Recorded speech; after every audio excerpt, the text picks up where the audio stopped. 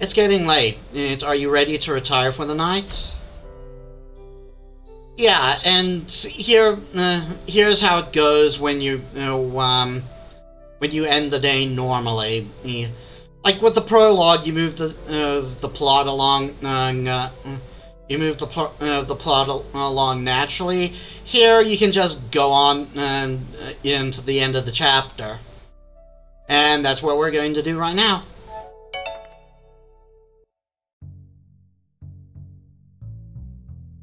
The sun is setting over the town of Anemone Valley, and you and your strange group of companions have returned to the alchemy shop. As everyone gets settled, you and Elizabeth stand together, observing this strange group.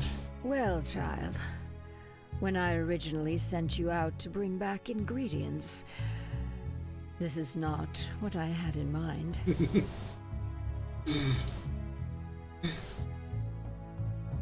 We can still work with it, right? Mage, you keep your hands to yourself. Wow. I won't have you cooking up some vile magic using the remains of this shop. I was simply trying to be a helpful guest, picking up some of the debris. But if you don't trust my abilities, perhaps Anne would be so kind as to use some of her tinker magic to fix this. I specialize in magic-infused items, Michael. I can't just repair any chair or table I come across. So you have specialized mages for fixing a table? Well, of course not. The mages specializing in furniture do both chairs and tables. Don't be absurd.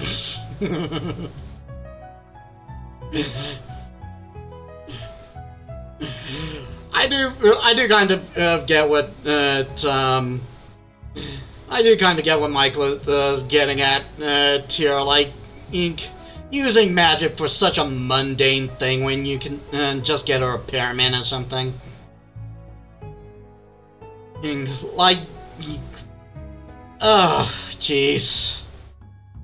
I want to make a comparison, but I don't think it's quite a fair comparison. And you wonder why I don't get magic from the Mage Academy. Well, you never know. You might need to repair a table at some point and not have a hammer on hand. Elizabeth sighs. It seems every time I send you outside on an errand, you return with more and more eccentric characters. That's how we do it here. I fear I should put you on house arrest.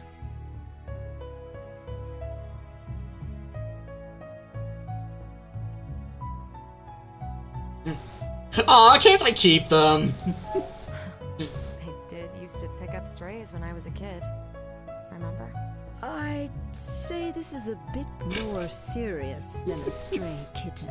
I understand why you brought these people here, and I respect Victoria's judgment. I just worry all of this activity will draw unwanted attention to us. There's a sudden knock on the door and the conversation dies. Speak of the devil. This is strange. Who could that be at this hour? Someone with a really punchable face! Ah, crap, I forgot to read that. This is another gripe I have. It does miss some of the stuff a visual novel should have. Like a log and such. Because sometimes I accidentally skip over stuff like I did just now, and it would just be convenient to have a log there. But maybe, I don't know what it was. Maybe they were running out of time. Maybe they were having difficulty figuring that one out. I don't know, but it just would have been nice to have some of the usual visual novel essentials. The imposing figure of Goldner forces his way in, sneering at the group that awaits him inside. Good evening, Madam Alchemist. I hope you don't mind a bit of a surprise visit. Such a punchable face. Two more men step up into the shop. Their figures imposing as they push past the mine owner into the shop. Blech. Elizabeth keeps her cool, but you notice her knuckles turning white as she clutches her cane. Like, honestly, kudos to Elizabeth for being patient for this long. Messer Goldner. What an unexpected surprise. What brings you here at this late hour? Yes, for what do we owe this unexpected visit? There's a crash as one of the men roughly pushes the remains of the bookshelf aside in order to make his way into the kitchen. Goldner grins smugly. Merely the concerns of a good neighbor. You see, the lads and I have been quite distraught about these strange occurrences. So you're deciding to destroy property that doesn't belong to you, that's pretty much already been destroyed.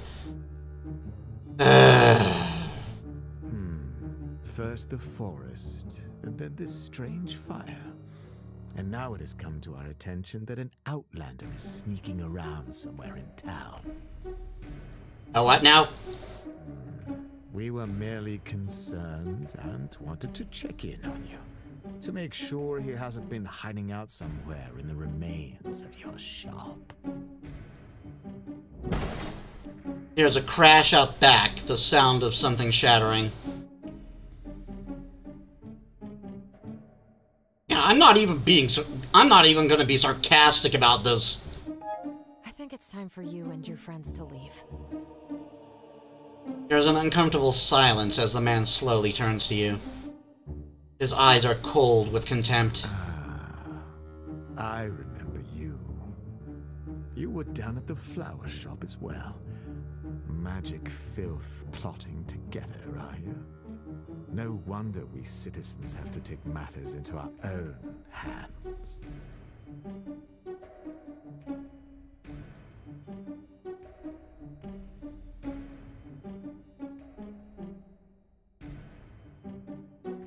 I'm not even gonna joke like I'm putting this guy in his place.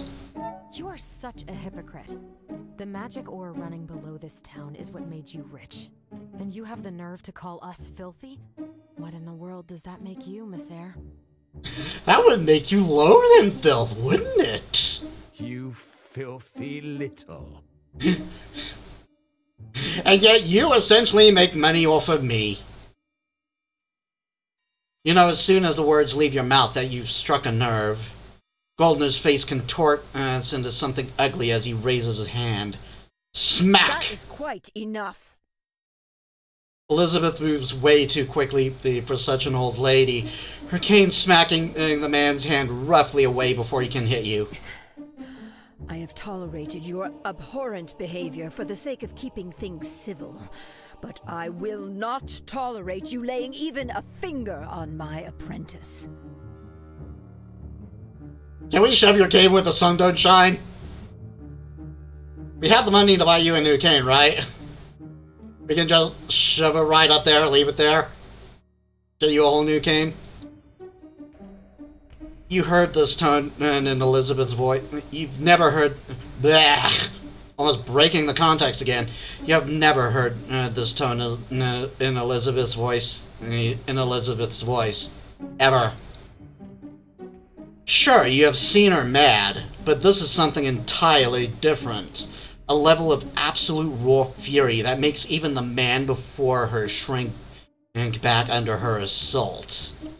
This is... Yes?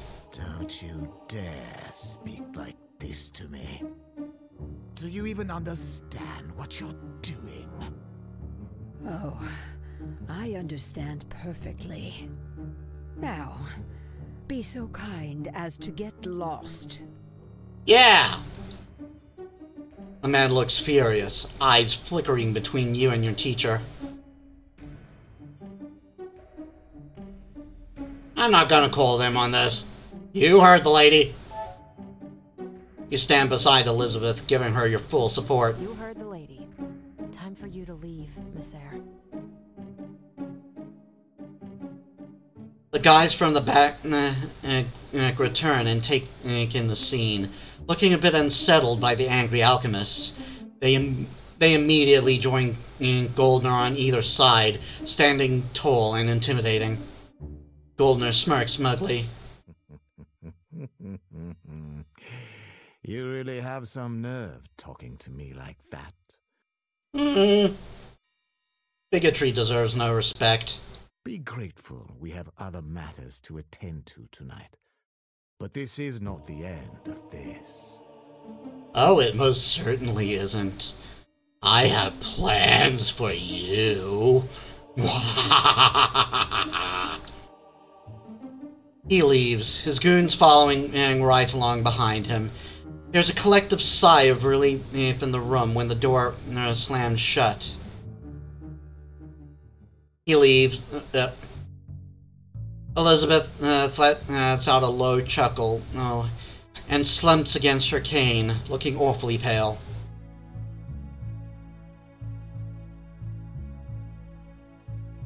Are you okay? Are you okay? Come here, let's sit down. Elizabeth chuckles as you carefully guide her over to a chair so she can sit down for a moment. No need to fret, child. I am fine. Just a bit more excitement than I'm used to, that's all. It is my own fault, though, for not wanting to admit sooner that this was the obvious outcome. That man has been on our case for years now, always looking for a chance to get in and wreak havoc on our hard-won peace. That seems odd. Just who are they looking for, anyway? What did they mean by Outlander? They are a people of mountain dwellers living beyond the borders of the Alethian Empire. They are a reclusive society that rarely interacts with any of their neighboring states. The fact that one of them even shows up here at this time, it's highly suspicious. A stranger far away from home, caught in a local conflict due to their race. How very predictable. Indeed.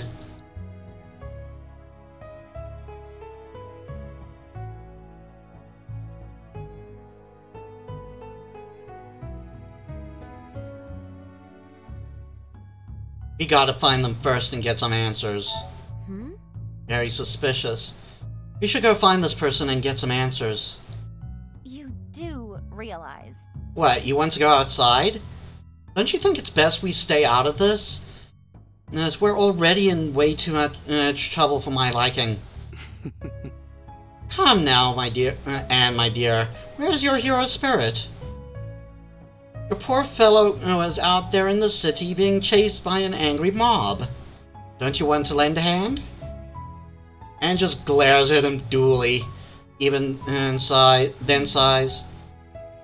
I guess we could go take a look. Okay. I agree that catching this person seems to be in our interest. But we could have gone anywhere. But he could have gone anywhere in town by now. Outlanders are magical beings, though, right?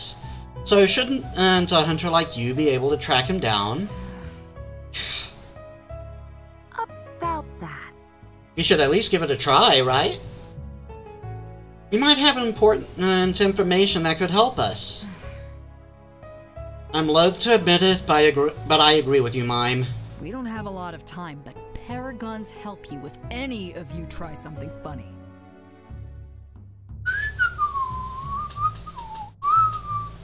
Fun? In your presence? Perish the thought. You head out into the streets and begin your search. Victoria takes the lead, hand firmly planted on the hilt of her sword, and eyes hard and focused. The streets are quiet at this late hour, and you notice nothing suspicious on your way to the market square. So, Victoria, you can sense magic as well? I guess that explains how you found me out in the forest back then. Actually, hunters can't sense magic. It is the swords they carry that guide them towards chaotic magic. They are holy weapons, forged by rituals following the teachings of Izith, the paragon and founder of the Mage Academy. I guess I shouldn't be surprised you would know about these practices, Anne. hunters did save my life by bringing me to the academy, so I've made it a point to be well informed. Saved your life, huh? Also, Michael, would you stop that? I'm trying to concentrate. I just kind of imagine Michael just like going, just like poking at her, and he's like, "What? I'm not doing anything." You turn to Michael, who's smirking innocently, a little purple flame dancing in his palm. Sorry. I was just curious as to how effective the holy weapon of yours was. Honestly, all I see is a piece of dragon bone strapped to the hilt of your sword. Really? Dragon bone? It's quite the rare material. The dragons have been gone for centuries, after all. But it's quite popular in the use of weapon making, since it provides the wielder with a bit of an edge, so to say, over magical opponents. Don't be absurd. Dragons? Really? That sounds like a fairy tale. Victoria, don't you agree? Well, she's from Bloodborne. She could afford a dragon something. But Victoria doesn't answer. Her head snapping to the side, and at the same time as Mime's ears perk up in attention. Guys, I'm sensing another sudden burst of spirit energy. In that instant, a familiar kid comes shooting around the corner, wide-eyed and out of breath. Alchemist! I'm so glad I found... I was going to the alchemy shop, but... Ronan, my brother, I saw him.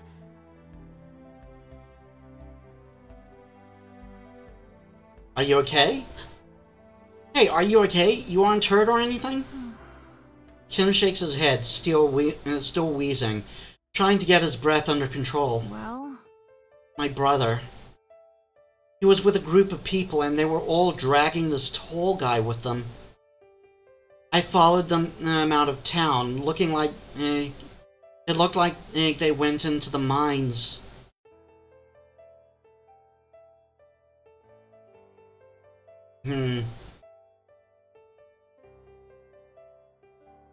I'm going to still express concern here. Like, he's just a kid. He shouldn't have gone. He shouldn't have tried to follow. That was dangerous, following them like that. You shouldn't take such risks. What if they had spotted you? I guess you're right, but I didn't want to lose them again. You're going after them now, aren't you? I want to come along as well. You've done enough. Actually... You've done enough, Kim. Please trust us that we can do our work now, too. Fine. I'll leave it to you, but... Please, take care, okay? Kim leaves and you follow his directions to the mines. You arrive and head inside, the faint glow of crystals the only thing lighting your way. Once you go in further, you notice someone standing guard. You're pretty sure you've seen him around town, buying flowers from Quinn's shop. But now his expression is empty, eyes unfocused like he isn't entirely there. Yep. That sounds definitely influenced by a spirit. This is bad. If he sees us, he'll alert whoever is in there. There's no obvious way to sneak up on him either. Don't you know some alchemy remedy that might help us out? Maybe something that will knock him out for a bit? That's not a bad idea. Though, you should probably be careful not to hurt him. You say that, but witnesses are such a hassle. Zealous 2.0.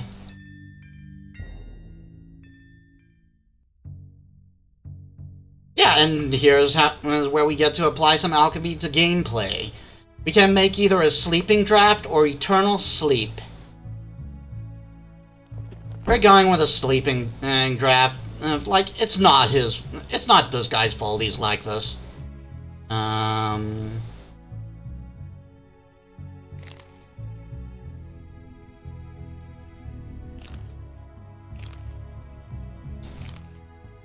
Next.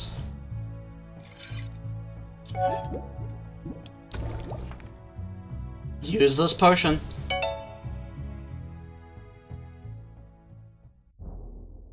You craft the potion and then take a moment to weigh the vial in your hands before you throw it into the cave.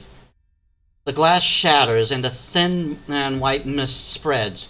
The guard looks around startled, making a move to run, and then immediately slumps forward, collapsing on the floor. Hopefully not onto the glass. It would actually be much nicer if it was grass, wasn't it? Well, isn't this neat? That was effective. Alchemy can be kinda scary.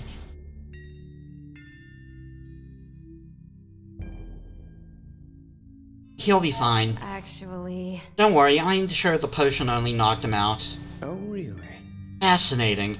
It makes me curious just what other kind of stuff this harmless type of magic is capable of. Oh, we'll see. Don't get any ideas. We should move while we still have the elements of surprise. Always so cold. Very well, let's go. You wander deeper into the mines. The passage ends in an open cave. Hiding behind a pile of big rocks, someone is standing in the center. A man with his knee is on the cold cave floor. A man is on his knee is on the cold cave floor, and before them stands Ronan, and in his frightening demon form. Like, look at that. You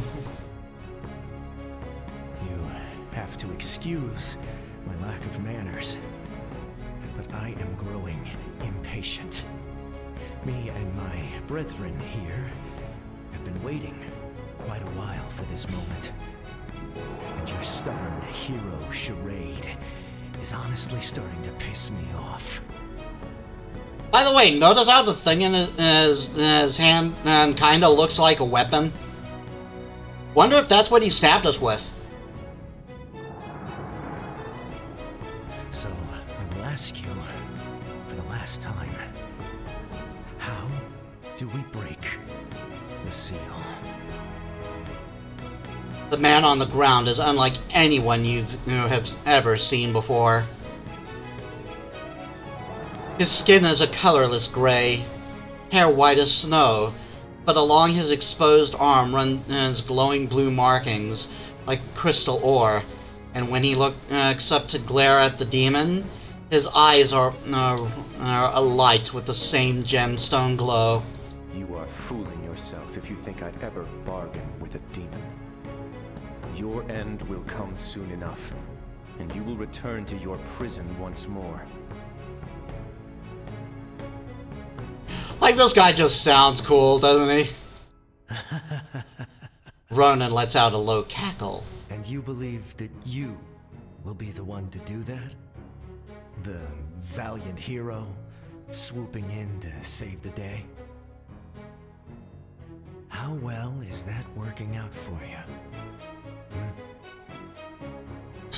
Yeah, he is kind of a bit of a damsel in distress right now, isn't he? My failure is my shame to bear. I cannot change that. But I refuse to add any more regrets to my name. I will tell you nothing. And it's good that there are other ways for me to gain your cooperation. With a wave of his hand, a demon appears at his side, tall and lanky with soulless eyes, staring down at the Outlander almost hungrily. The Outlander looks mildly queasy, but hides it well behind the sneer. So you intend to have this one possess me? You don't have the courage to do so yourself.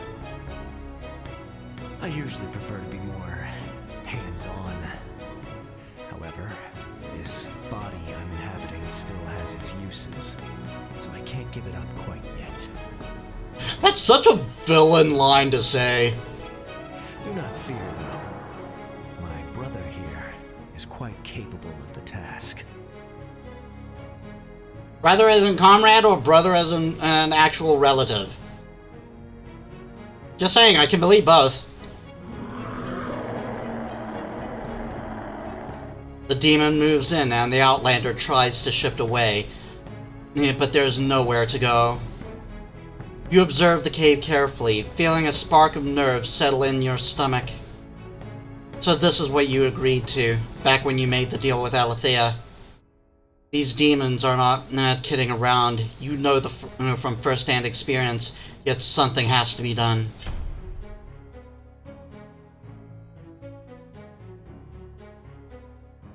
Your answer will impact the story going forward. I am ready for this. I accept the path I have chosen, and I will emerge victorious. I am afraid that I've taken on too much, but I will push through my fears to do what is right. Yeah, I'm a goddess. Let's go. You step into the room boldly. Enough of this, Ronan. This ends here. I won't allow you to hurt any more people. Ronan's red eyes turn to you, and his head tilts curiously to the side with a wicked grin. Well, if it isn't the little alchemist. I could have sworn I'd left you dead in a ditch not too long ago. How interesting. Well, that gives me a welcome opportunity to thank you. If it hadn't been for your timely arrival back in that alley, I would never have succeeded in possessing this foolish human properly. What? But, alas, you are not useful to me now. So it's time for you to die. For real this time. Come on! I don't have any more continues left! Yeah, that's not going to happen. I agree. After all, it would be a hassle if my guinea pig was to die before I even got to start my research. You and Mime do what you have to do. We'll make sure you're not interrupted. Let's do this.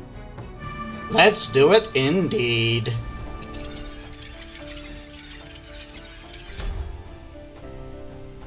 Okay. We've got what we want we got what we want to appear. So do that.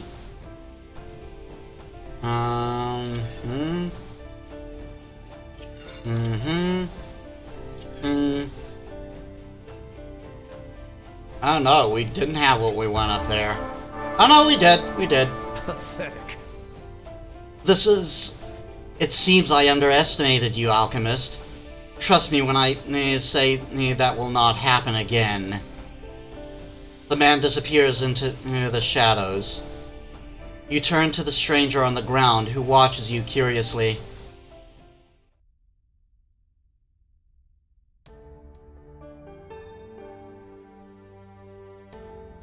Are you alright? You rush over to the man on the ground and begin to work, begin the work of untying his bindings. Are you okay? He didn't hurt you, did he? You ask, concerned, and freeze when he looks up at you, those glowing eyes piercing right through your soul. Thank you. I'm fine, thank you. Your help is most appreciated. Romancing everyone!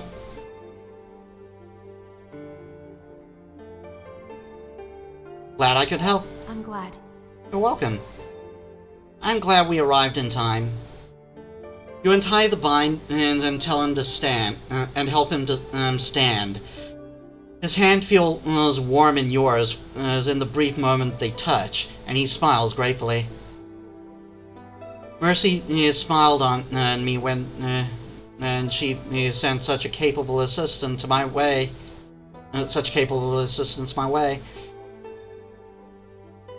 He looks past you to where the others are standing, and he bows his head deeply. I am most grateful to all of you. That was quite a dangerous situation I found myself in. Yeah, you really got yourself in a fine mess there. Just who are you, and how did you end up captured by such fine people? My name is Caden, and as for how I came to be here, I was trying to help stop these demons leaking out of their prison. However, my efforts seem to have done nothing more than make the situation worse.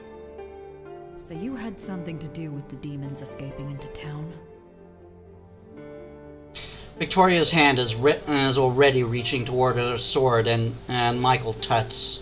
How about we let the man talk before you draw that thing? That's new.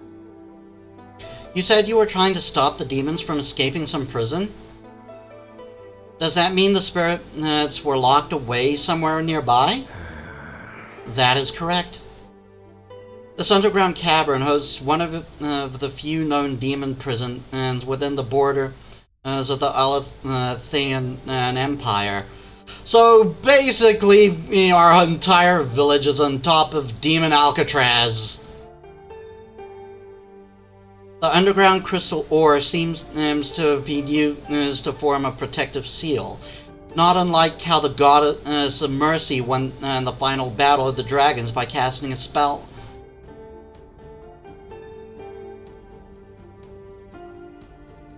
Can you explain? What are you talking about? Goddess of mercy?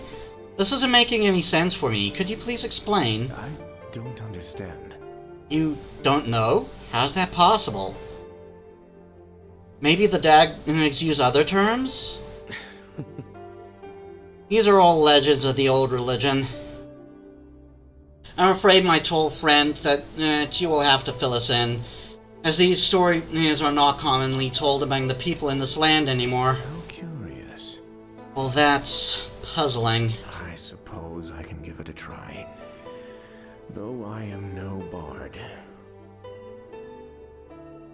A great many centuries ago, before there were humans or Outlanders, the Elder Ones who inhabited the continent were at war with the ancient dragons.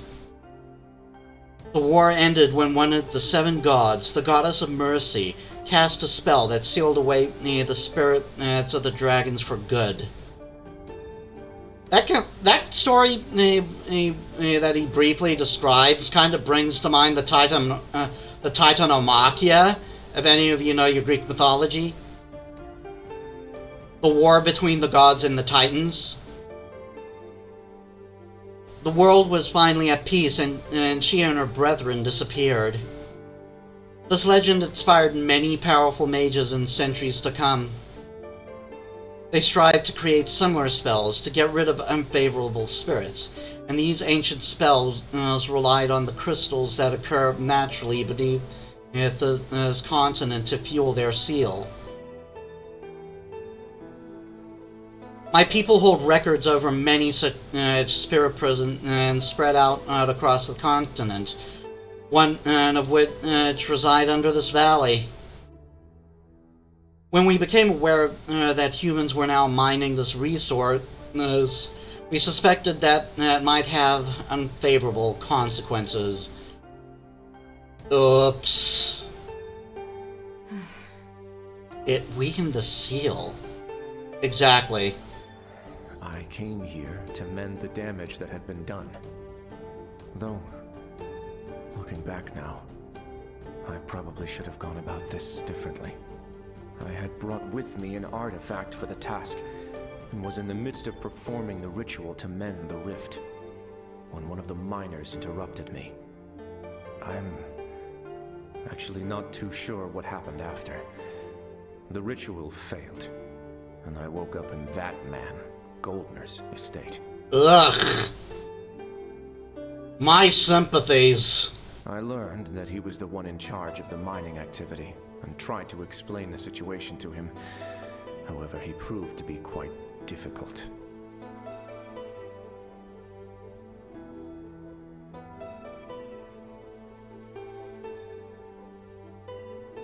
So Goldner's to blame for this mess? So Goldner's the one who's to blame for the demons? Why am I not surprised? Yeah, really? That blasted idiot refused to listen to reason. Kept me locked up for days.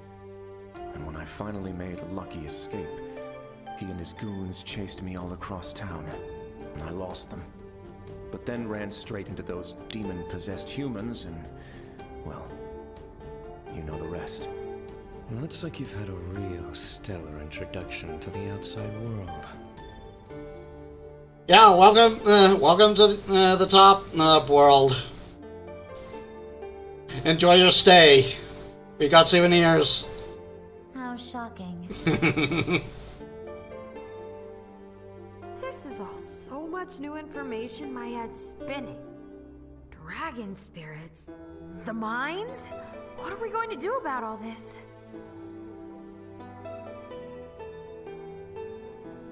We have to save the seal. We have to do something about this seal. Making sure no more demons escape should be our first priority. Do you think we should ask Alethea for help? I mean, I know you're an awesome knight, Victoria, but would it make more sense to have, I don't know, more people here? I am afraid it's not that simple. While I do think Caden's story is worth looking into, the people in charge of the Knights aren't easily going to dispatch people and possibly cause panic. Not when the only witness is a foreigner. Yeah, so adding xenophobia on top of racism. Well, what do you know, Victoria? I didn't think I'd see the day a knight would admit the system was corrupt. Honesty suits you. Yeah, this is an interesting insight. I like that Victoria isn't just your average stick in the mud. Oh, get lost, Michael. I never said the Empire was perfect, but unlike you, I prefer to make positive changes while keeping order, instead of simply burning the whole thing down. I'm under the opinion that order is just several several instances of chaos that make a pattern. You say that as if the world weren't already on fire. Is no one going to address the fact that all of this is based on, what, a legend? You never know. All legends have some form of truth, even if they're not even if it turns out they're not as fantastical. Dragons and spells of some forgotten goddess, none of this is based on factual information. Or could it be? The records kept by my people are not lacking. If you want proof, then I am sure we can cross-reference it with any of this town's records. That's going to be difficult. I don't follow. Back before our dear Academy mage was born, the Empire decided keeping records was too troublesome. It's much easier to appear competent after all, when all proof of your past mistakes disappears. So all such documents were destroyed. Yeah, sounds about right, doesn't it? Why admit you made a mistake when you can just erase every bit of evidence of that mistake? Whatever records they might have had in this town, they are gone. Together with the people who wrote them. So the people would willingly destroy their own history? That's madness. That's Sparta! Sorry, I couldn't resist this, but yeah, he does have a point. Welcome to human society. Indeed. I trust Caden. His story does seem to match up with what we've experienced, and I don't see any reason why he would lie. I trust him for now. His story at least warrants some investigation, don't you agree? I still think this is a waste of time, but whatever. Do as you please. With Anne appeased for the moment, Victoria turns to the Outlander, questions in her eyes. You mentioned some kind of spell that could stop this? I brought an artifact with me that has the power needed to mend tears and seals like these. If I'd succeeded in stabilizing it, then things could have gone back to the way they were. As long as no one went and broke it again. Did you say powerful artifact? Calm down, girl. Anne, please calm yourself. You'll scare the man. The artifact is one of my people's most valuable treasures. However... Well, what are you waiting for? Hand it over so I can take a look. That's not good. Goldner took it, didn't he? Of course he did. He did. I have no idea where he might have taken it. Great. Now what? Now we commit felonies. If it's already stolen. I mean, if the artifact is already stolen, then it's hardly a crime if we go and steal it back, right? You know, we can't just waltz into the man's home and steal something. Or can we? As a noble, no doubt he has all sorts of security to protect himself. Details. You're right. We should just kill this Goldner guy and stop the mining. That would be the easy solution. I'm not complete. I admit I'm not completely for Michael's plan here, but it's a tempting offer.